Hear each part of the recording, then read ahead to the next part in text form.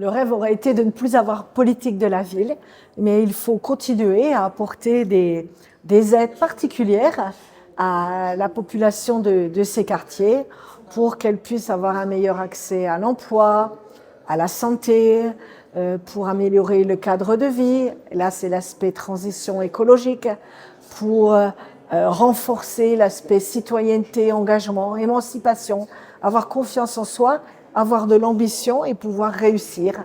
Et c'est pas parce qu'on habite dans un quartier de la politique de la ville qu'on ne doit pas oser de faire de bonnes études, devenir cadre. Donc c'est tout un lot de politiques publiques qui viennent à donner cette ambition et les moyens de l'ambition aux habitants. Ce nouveau contrat inclut des données en matière de santé, des données en matière de sécurité, des données en matière d'environnement et qui complètent le contrat précédent. Mais la priorité numéro 1, ça reste toujours l'emploi. Parce que ces quartiers-là souffrent évidemment d'un handicap, puisque malheureusement beaucoup trop d'entre eux sont dans le chômage, ont des situations de chômage. Et nous visons à que ce public ait accès comme les autres à l'emploi. Et donc ça, c'est une compétence par exemple portée par la communauté d'agglomération Sarreguemines-Confluence. Ces signatures ne sont pas vaines, elles déterminent des crédits mobilisés chaque année en faveur des habitants de ces quartiers. Près de 140 000 € de la part de l'État, 120 000 € environ en ce qui concerne la ville et 25 000 € de subventions, plus la prise en charge du chantier d'insertion de la part de la CASC.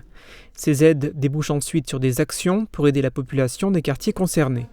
Voici les exemples de réalisations qui ont été menées lors du précédent contrat qui portait sur la période 2015-2023. Je commencerai par parler des bailleurs sociaux. C'est tout simplement tout ce qui est les politiques de rénovation au niveau des quartiers, de l'habitat, de la recherche de la meilleure qualité environnementale.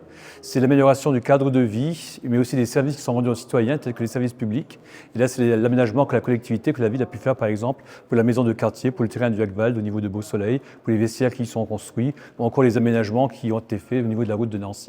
Si les quartiers sarregueminois Beau-Soleil et Vieille-Ville, Ville-Haute ont été désignés par l'État, c'est parce que dans ces secteurs, le niveau de revenu médian pour 1000 habitants est inférieur à celui qui peut exister ailleurs.